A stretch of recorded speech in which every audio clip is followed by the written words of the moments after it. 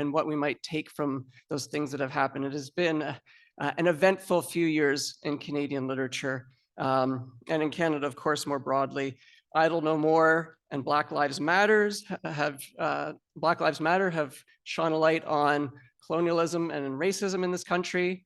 More particularly with regard to Canadian literature, there have been renewed debates about cultural appropriation.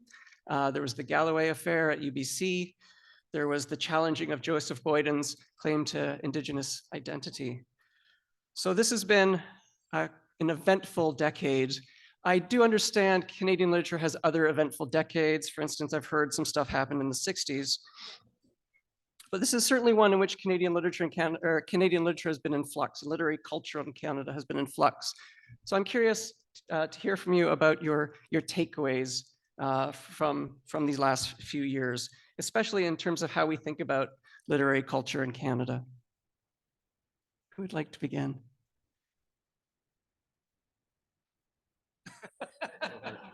Okay, I'll try it. Well, as you heard, I'm a First Nations writer from Curve Lake, so I come from that perspective when I write. And as I'm sure most of you know, the whole concept of pretendionism has become an issue within our community and the larger Canadian community. And one of the interesting factors that seems to have arisen from the whole controversy is the fact that many of the people claiming indigeneity are either academics or in the arts. You know, you never hear about taxi drivers or butchers. So it's become a very interesting situation now where as an artist, having to go into the situation where you want to tell your story, you want to do your art, whatever, but now there is a growing sense of, well, should we ask this artist to prove who they are and where they come from, especially when it's somebody like me, right? I have blue eyes. And that, growing up, that was a bit of a problem on the reserve. And then when I left the reserve to move to Toronto, where everybody seemed to have a very specific idea of what Native people should look like and act like, and I didn't fit into that. So right now, as Indigenous people, as Indigenous artists, as people involved in the industry, part of what we're trying to do now is trying to figure out how we can authenticate that voice without being disrespectful. It used to be 10, 15 years ago, I know for a fact many Native people wanted to burn their status cards because it's a document of colonization. It's the government saying who's Native and who's non-Native. And I remember having these conversations where people say, I don't need the government to tell me who I am. Nowadays, it's become an interesting situation where so many people are now applying for their status card because it is one of the documents that sort of puts the dominant culture and its many institutions at rest concerning who they are and if their voice is authentic. So now it's become an interesting discussion within our community about authenticity. Who can tell our stories, how they can tell our stories, and why they should tell our stories. So it's a very confusing time to be Indigenous. So I'll leave it with that.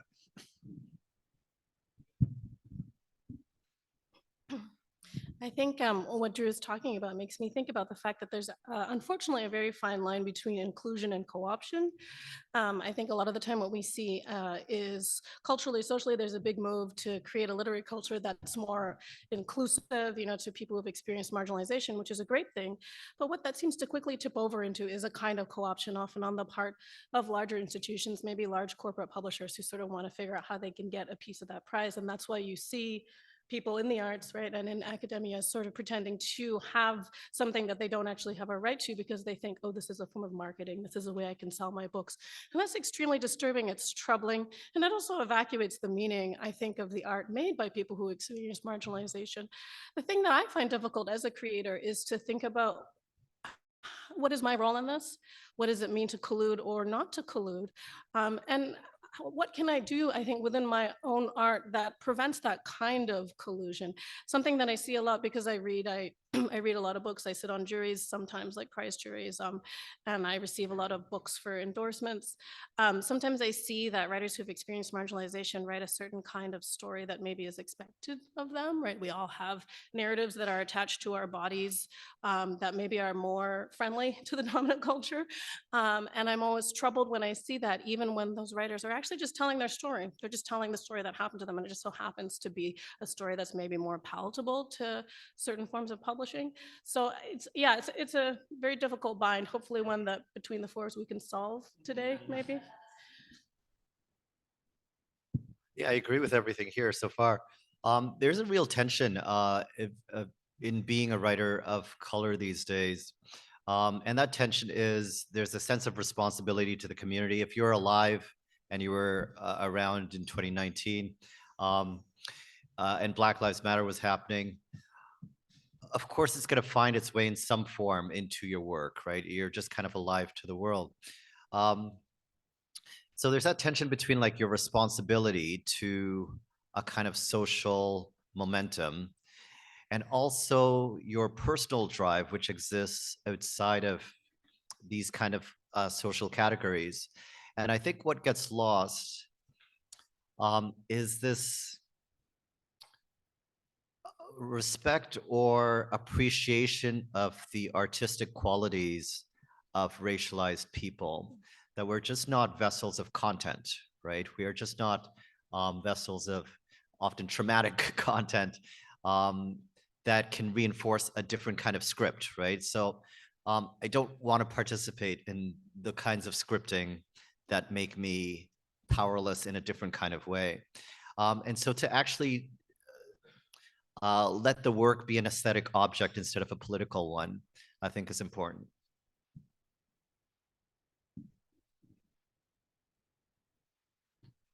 Thank you to all of you.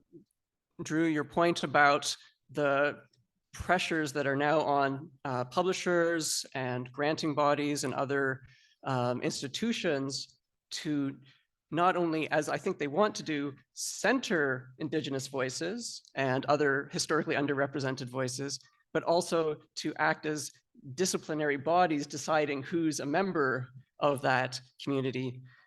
Makes me think about the fact that for all that enthusiasm, there's still more work to be done institutionally in terms of ensuring that those institutions have connections to the communities whom the authors are representing, because it's those community connections and not just not just individual connections to particular authors that will help to ensure that that work of identifying who's a member of the community will be done in a responsible and ethical way. Ian, you talked about a responsibility to community, and it occurs to me that that is something authors are facing. It's something publishers, I think, should be considering. I mean, we heard wonderfully from Dan Wells and Joanne Saul in the last panel about the importance of building connections with communities, and so there we have great models in terms of people, publishers and booksellers doing that work. Connected to the question of authorial identity in the last few years has been the hashtag Own Voices movement, right? The pressure coming out of social media put on publishers to ensure that there is greater representation, greater demographic, cultural representation among authors, and indeed a suggestion that the stories that are being told should come out of the communities that are being told about those communities. The communities about whom the stories are being told. I'm curious if you have responses to Own Voices in particular about the effects that it's had, the particular work that's still to be done.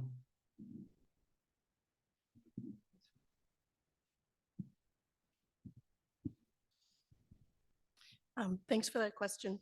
So another thing that I do is I teach writing, and I would say that I constantly get questions where writers will say to me, well, I'm not part of this group, so can I write about them?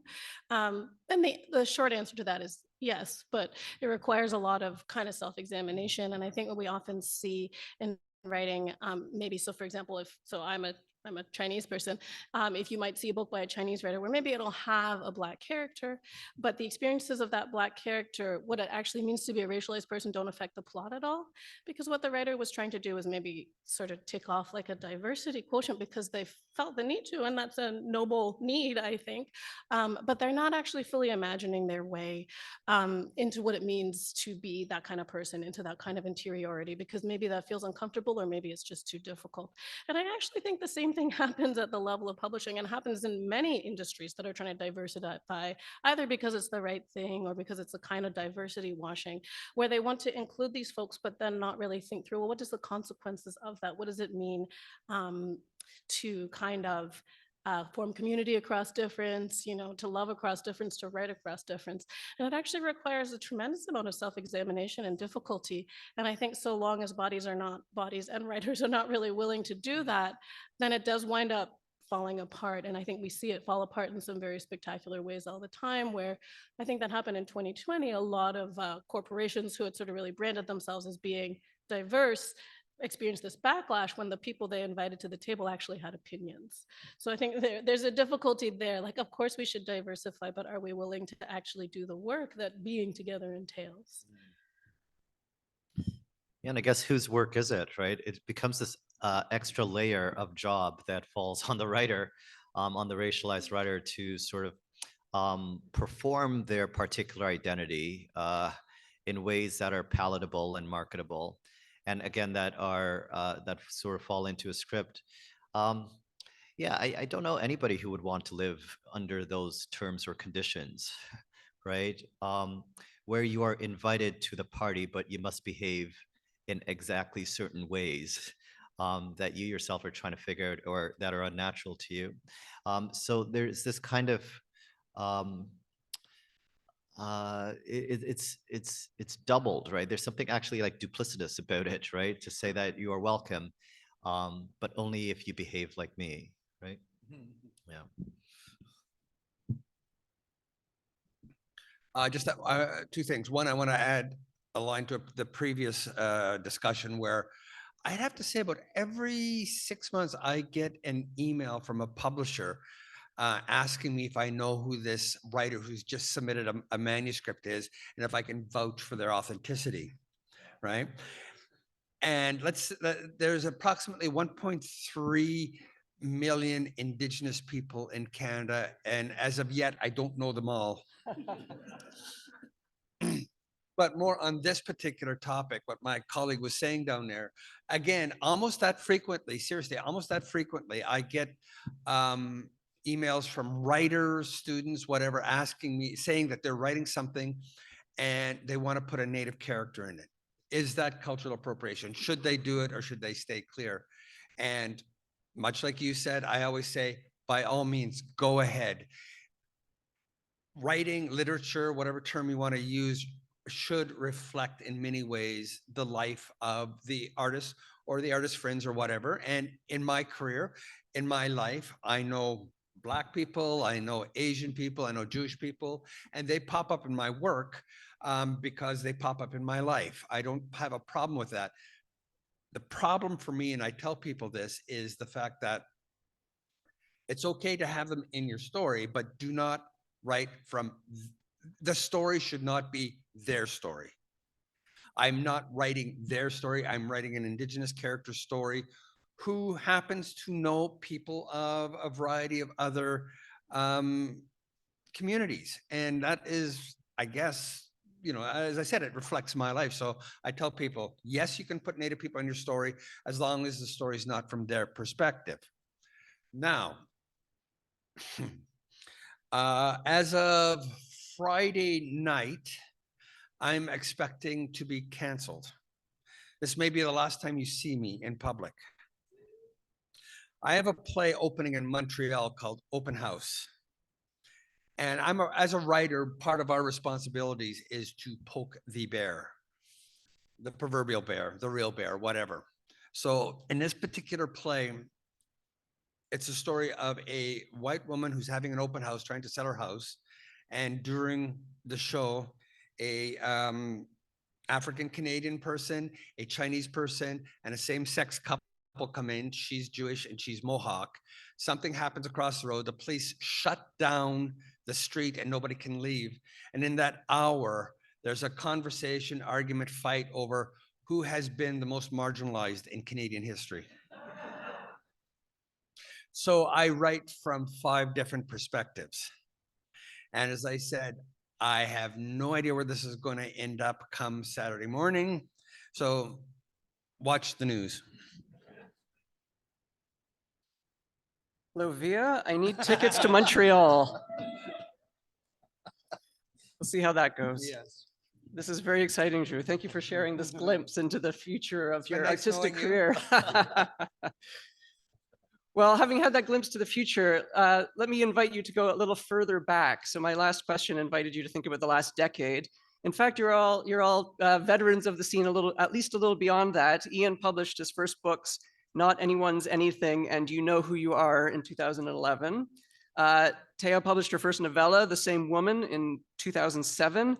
Drew's play, Toronto at Dreamer's Rock, was first produced in 1989, when I'm assuming you were 3 years old. And published in 1990. And it was published in 1990.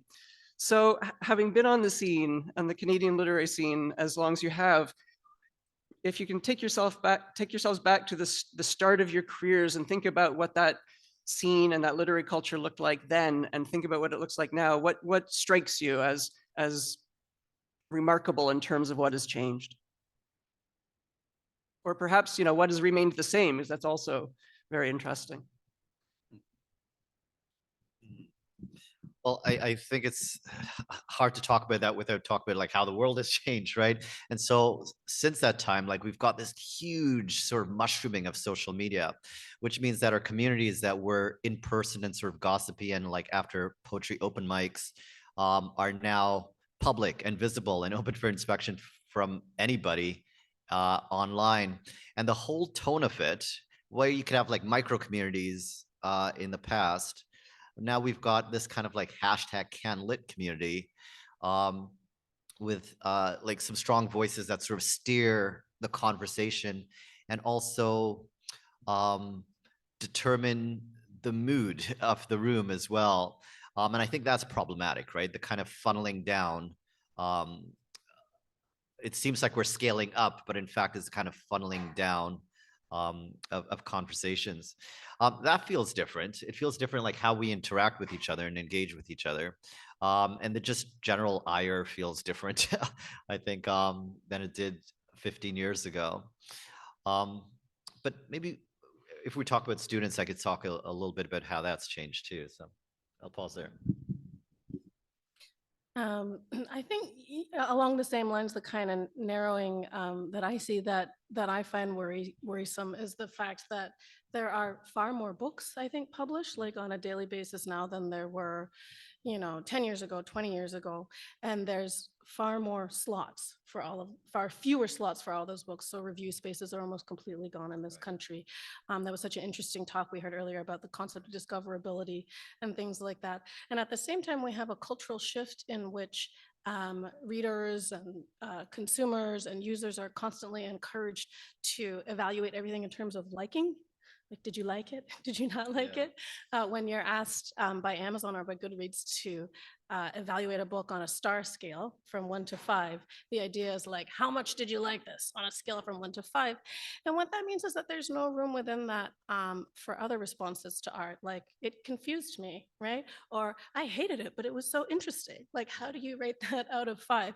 So I think what really worries me is that media outlets who cover books, writers media workers who create sort of coverage of books, people who write books, people who sell books, are all sort of under the thumb of the algorithm. And Joanne talked about that. They sort of have this need to drive traffic because that's how you stay alive. But what that means is that there might be a preference to talk about the same like 10 books over and over again when there's no space for anybody else. And there might also be a preference for books that maybe are a little uplifting or a little familiar because they're easier, I think, to grade on that star scale. So things like that are worrying. But having said all that, when you look at some of the great books that have come out, across the English speaking world in the past 5 years, the mystery to me is you still see a lot of books that are very experimental, books that are challenging, and I think the writers at this table have written works like that. I'm really looking forward to your cancellation, Drew. So I think that's the part of the puzzle. Like, it's sort of that Jurassic Park thing, life finds a way, even in this sort of like very depressing market climate. So that cheers me up, but I am worried about where we're going.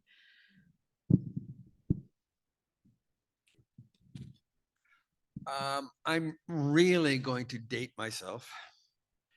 My very first writing credit of anything I ever wrote was an episode of a show called The Beachcombers. And I wrote that, I think it was in 85 or 86. And at the time, I was told I was the first native scriptwriter in Canada. And at that time, there were I remember going to libraries and bookstores. There was no native literature out there whatsoever. And then in about around 86, 87, there was what I refer to as the contemporary Indigenous literary renaissance, an explosion of Indigenous literature in theater. Thompson, that's when the Res Sisters came out by Thompson Highway. This is when Lee Miracle, Jeanette Armstrong, Maria Campbell were all coming out and telling their stories. So when I started in this industry, you could put everybody who was writing plays, novels, and poetry around this table. But today there are Indigenous writers out there who are winning awards that I've never met, I've never heard of, that it's just such a fabulous time now. I grew up reading white writers. Now I managed to fit one in occasionally. And what's more interesting is most of that literature that was coming out was what I referred, it was part of when an oppressed people get their voice back, they're going to write about being oppressed. So the vast majority of literature was dark, depressing, bleak, sad, and angry, right? Thompson Highway had a saying, before the healing can take place, the poison must be exposed. So for that first 10, 15 years of the Renaissance, everything was angry and dark. But in the last 10, 15 years, it's rotated, it's moved on. We're starting to embrace the wonders of genre fiction. And anybody here who's familiar with the contemporary flavor of Indigenous literature, science fiction is very popular. You've got Sherry Demerlane's The Marrow Thieves. You've got Wabigisha Grice's The Moon of the, what was it again? Crested Snow, thank you, which I've read and reviewed. But there's so much interesting sci-fi coming out now from the Indigenous community. So for somebody like me who started before it existed, now it's all over the place. And I'm sort of, as I get closer to the end of my journey, I will close my eyes and smile, knowing that there's been such a huge progression. In fact, I'm sure many people here know, in grade 11 in Ontario schools, grade 11 is almost entirely Indigenous literature. So, you know, I ran into Chief Dan George once, who said, I was born in the Stone Age and I'm going to die in the Space Age, right? I like to think I was born during the residential school area, and I'm going to die when Indigenous literature is mandatory in high school.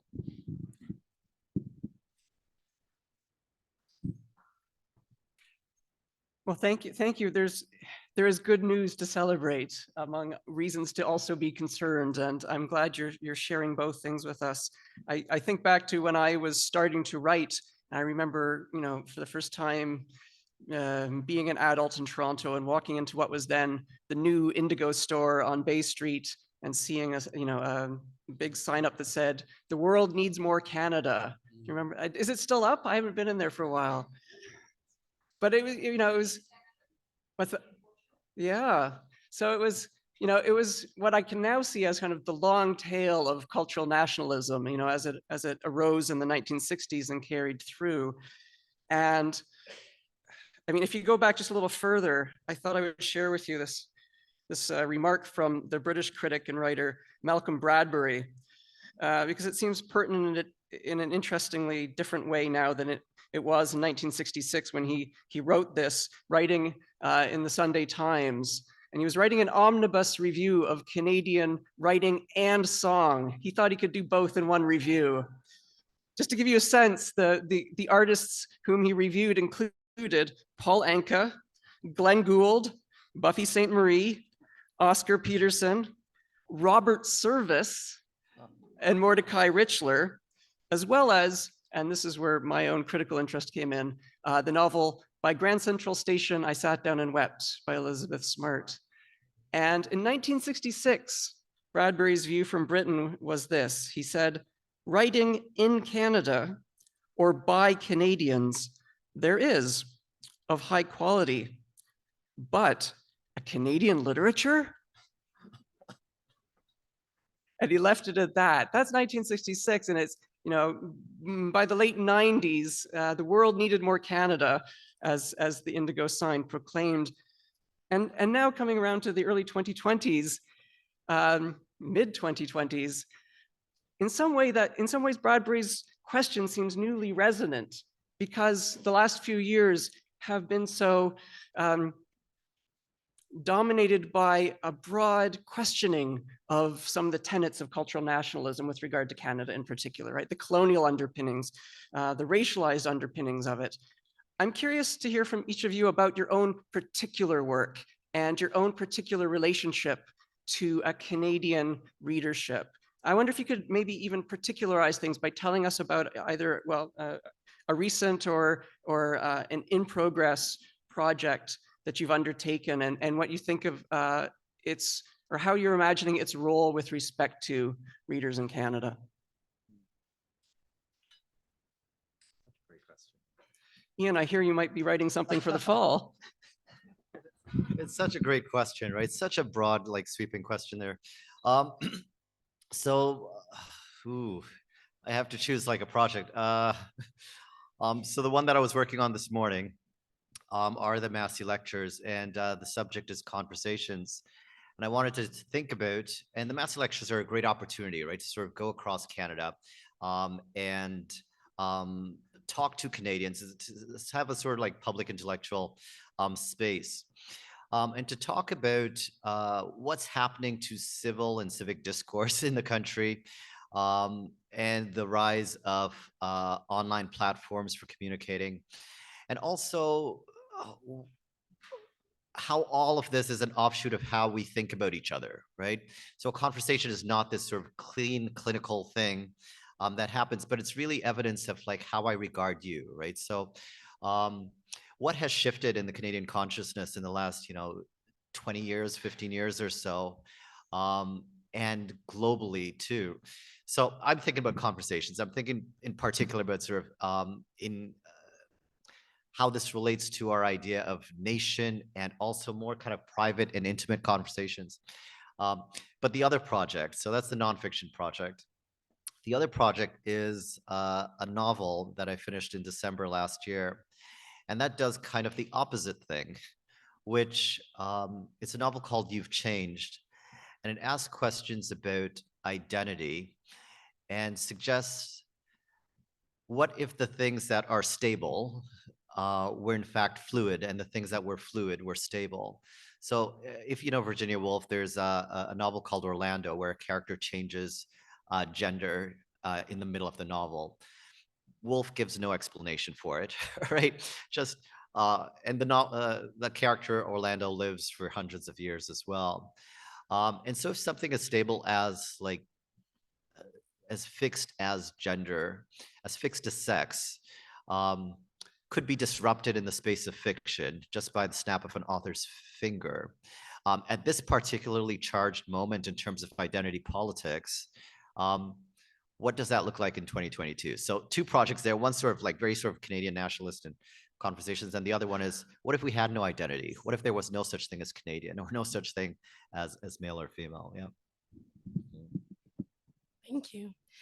So the last novel I wrote was a time travel novel where I was trying to use time travel as an analogy for immigration, and I very rudely said it in America.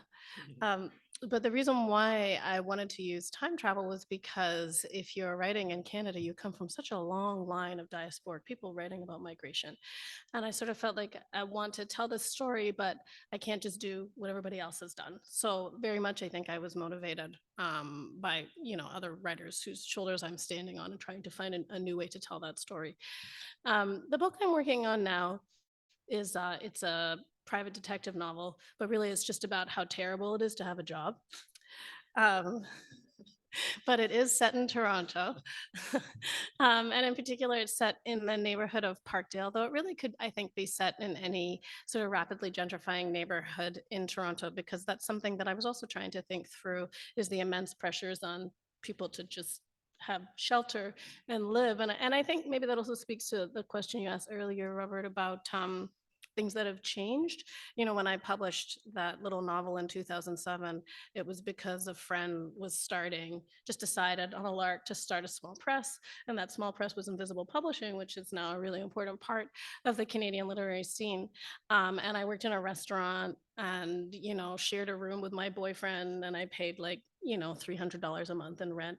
And now for somebody to live that lifestyle in Toronto, and that was how I funded my art, by kind of like living in places that probably no parent would want their child to live in, but I was able to find a way, and to patch together jobs. And I think that that's completely impossible now. So I think that's partly what that novel is trying to engage with. Like, we have to work, we have to be working people, but how much do the pressures of work and the pressures of the costs of living, especially in the city, kind of take away our ability to be people?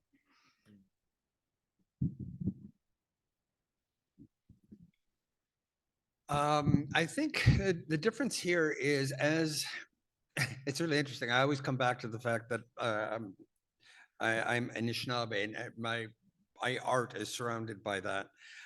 Is the fact that most Indigenous people I know do not call themselves Canadians. The only time I really call myself Canadian or proud Canadian or whatever is when I'm in a foreign country. I've been in Brazil, I've been to China, where they have no idea what the Anishinaabe are, take too long to explain. So I show up the passport, I'm Canadian. But one of the things I find myself doing a lot, and I've explained already variations of this, is for the dominant culture, for Canadians, for people in the arts who keep emailing me these questions on what they can write, how they can write, what is the official Indigenous perspective on all of this. At time of contact, there are over 50 separate languages and dialects spoken in Canada. So there's over 50 separate nations with different perspectives. I have mine. But I'll give you another example. I have an article coming out in the Globe and Mail about getting an email from a teacher who says they were studying one of my plays in school in grade 11. And if everybody remembers studying theater, you read out scenes with students taking different characters. Well, the vast majority of my play has Indigenous characters. And there's an Indigenous department within the education department in these school boards who told them, no, you can't do that. The white students cannot read the Native characters. They're forbidden. And so there gets to be this discussion back and forth. They email me about it, and I say, school is a place of education. Where else do you get to put different shoes on to understand how the world operates, how Canada operates, how other cultures operate? So from me as an Indigenous artist, I have no problem with students in an educational environment speaking my words. It's different when it's professional theater or film or whatever. And the best allegory I use is, everybody here familiar with the CBC show Hudson and Rex, about the cop and the dog? I find it very difficult to picture a cat giving a more nuanced performance of the dog. So anyways, what part of my journey as an author is being that way station of understanding, of explanation, of experience to people out there who are curious about it and who might make a big mistake. It's annoying as hell, but it's necessary. So I'll leave it there. Thank you, Drew, and thank you, everyone. I'd like to come back in different ways to some comments from each of you. Maybe most directly, the role of the schools and the roles of education and the education system more broadly with regard to Canadian literature. Ian, you suggested an earlier interest in talking about your students and their interests and their needs. Taya, you talked about just the difficulty of making a living as a writer. Thinking back again to my own trajectory as a writer, you know, when I started into graduate school, there was no creative writing MA program at the University of Toronto. But one of the big changes that has happened in the last 2 decades is the boom in creative writing programs in universities in Canada, and you know, following that, or along with a boom elsewhere in the United States, not least. A few years ago in the United States, some of you might have seen this. There was an article that that prompted some discussion, an article called MFA versus NYC. And it took on as its premise the idea that in the United States, there were 2 broad cultures of writing. One was the model of the person who moved to New York and tried to make a go of it as a writer and sustain themselves through their writing alone and attendant activities. And there was then presented alongside it the growth of the MFA program, the Master of Fine Arts in Creative Writing, that would introduce people to writing as a craft first and foremost, that would give them experiences in workshopping and introducing them to other writers through that educational context, and then send them out into careers that were often, if not directly connected to universities through teaching, then at least university adjacent. So I'm curious to hear from you about your sense of writing culture in Canada now in terms of the place of the university. What do you see the role of post-secondary education in particular being with regard to Canadian literature? And do you see indeed some equivalent of MFA versus NYC? Is there MA program versus TO in Canada?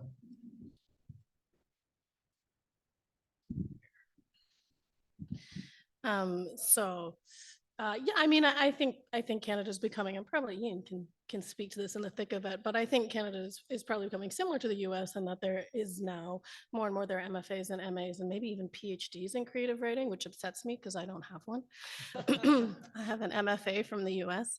And on the one hand, I actually think it's great that there is the MFA path that exists, because it actually creates like a professional avenue through which people can become writers. Because one of the number one questions you get is, well, how do I become a writer? You know, and it used to be, you write something, you somehow find the time to write something, and then you wander around and ask everybody you know if they want to publish it, and hopefully, you know, eventually you'll get in. And there isn't really a way to become a writer, and that can be very challenging for people. So on the one hand, I think it's great that, oh, now there's actually some sort of professional path. Getting an MFA doesn't guarantee writing, but it will give you certain skills, it will give you certain networks.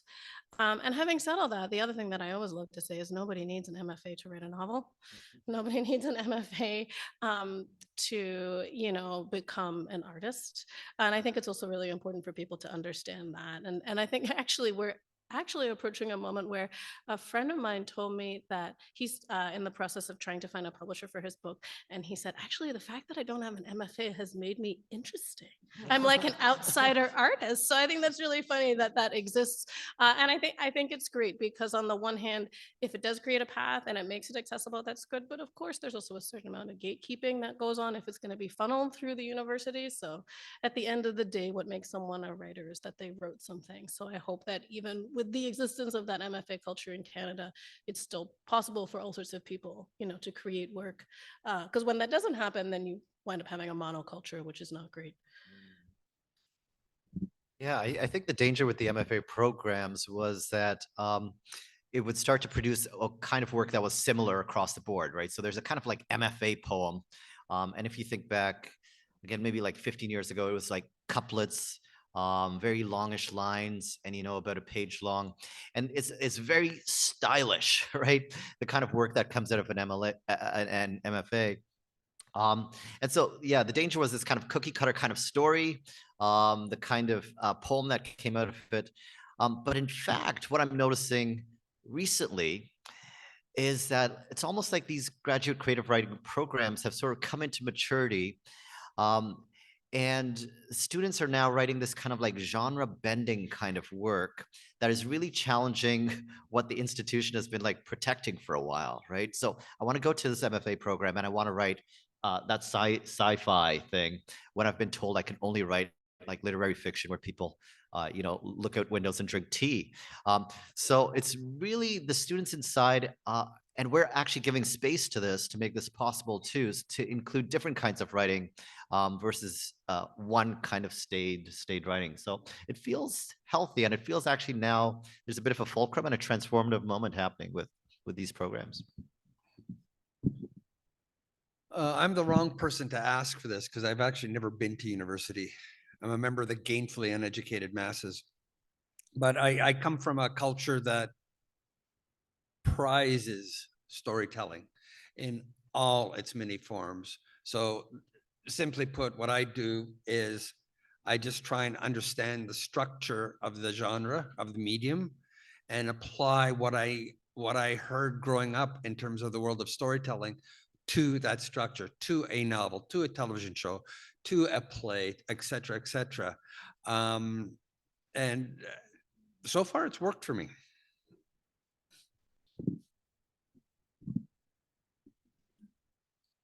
Well, taking on Tea's point, I would say you are exactly one of the people to ask about that very question, because as you suggested, Tea, a monoculture is not going to serve anybody. Right? The university, it seems to me, does have a really important role of fostering writing and playing a part in making sure that access to writing and to the writing life is equitable.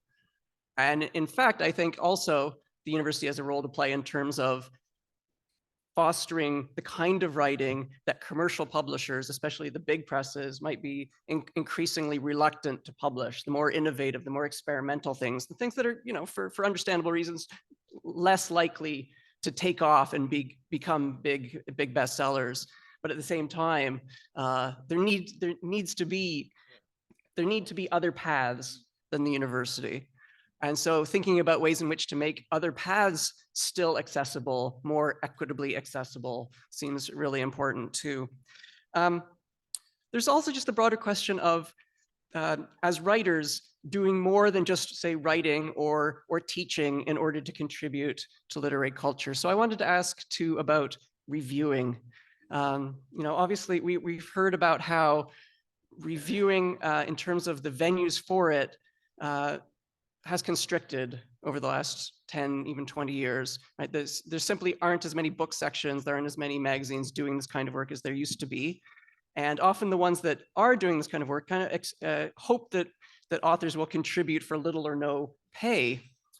And not only is there little or no pay, but there's often little or no thanks involved because of the tremendous risk involved in reviewing somebody else's recently published work, right? Unless it's an absolute rave, you can imagine very easily inadvertently creating an enemy in a rather small community where the individual relationships are privileged. And at the same time, it does seem as though people want reviews out there. They want reviews of their own work. They want to see reviews as a sign of the community's health and the culture's health. So I'm curious about your own relationship to reviewing and what you think of as an author's responsibilities with regard to reviewing. Okay. Earlier, I mentioned the fact that there are now so many First Nation authors of many different genres that I don't know all of them, and I don't know all of them, but I know a fair number of them. We hang out in the same writing bars, and occasionally I get asked to review these books, and I don't do it a lot because we're all part of the same community. We all know each other, and I feel very conflicted writing a negative review about a friend's books. So far, I have been very fortunate. I pick and choose which books I will review. And I've been very fortunate that I've liked every book that I have reviewed. But it's become problematic, shall we say, to be able to do this. I remember there was a magazine, an Indigenous magazine 10, 20 years ago, where they had a review section, but the unspoken policy was we prefer to encourage our artists, not discourage them. So they subtly suggested positive reviews. I actually did an article on this for, I think it was the Globe or TVO about this, and I asked a number of fellow authors and critics, etc., Indigenous, and most of them said I would never do that. I wouldn't touch, not because I don't believe in it, it would get me into more trouble than it's worth. So I don't know if there's any relevant Indigenous literary criticism happening out there that I know of.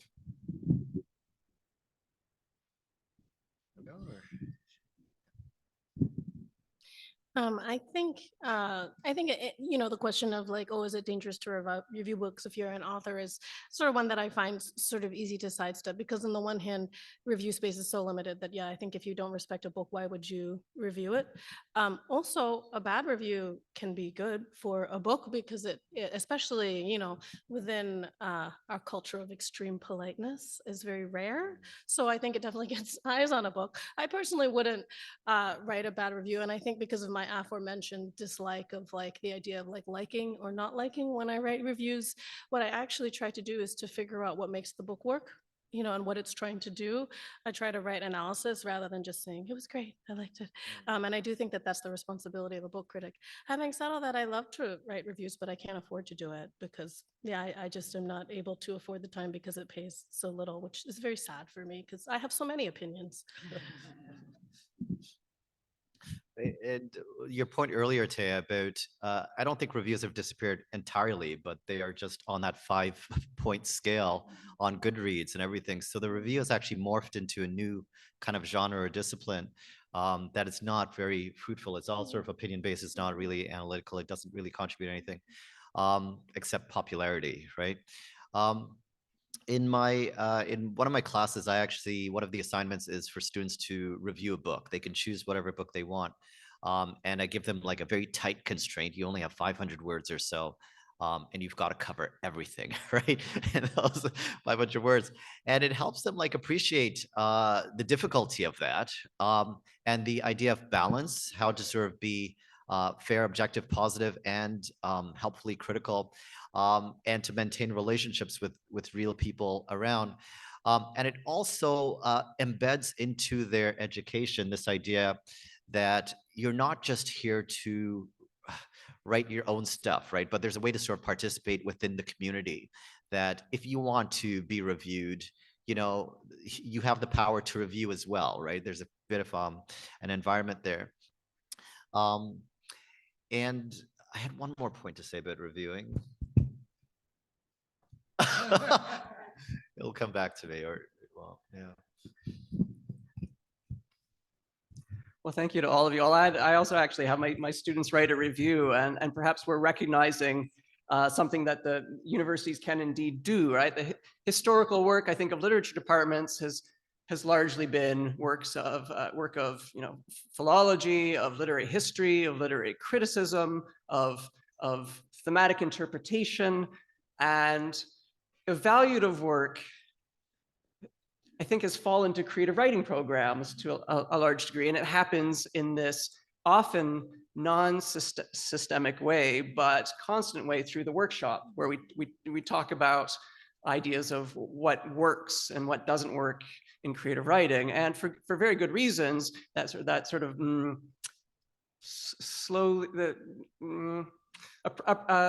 that kind of pedagogy has come under interrogation in the last few years because it's so culturally contingent, because it came out of a particular moment in time during the Cold War when a particular group of people in Iowa started practicing this model. But having conversations about what counts as success, and, you know, what we mean when we say something works or doesn't work, I think is absolutely crucial, and can happen and should happen in the universities. And it can feed into meaningful reviews. When I've presented to my students a series of articles back and forth between Jan Zwicky and Michael Lista from the National Post from a few years ago, where they debated the merits of negative reviewing. And as it turned out, partly to my surprise, my students were very invested in the idea of negative reviews. They want honest reviewing. But I think they had not had the chance actually to practice that themselves and to think about what best practices are in that regard. So the fact that they're getting to do so in a course, I think is a not insignificant thing. And who knows, maybe it will change the tenor of Goodreads as we go forward. We'll see what happens. Actually, I want to open things up to everyone for questions.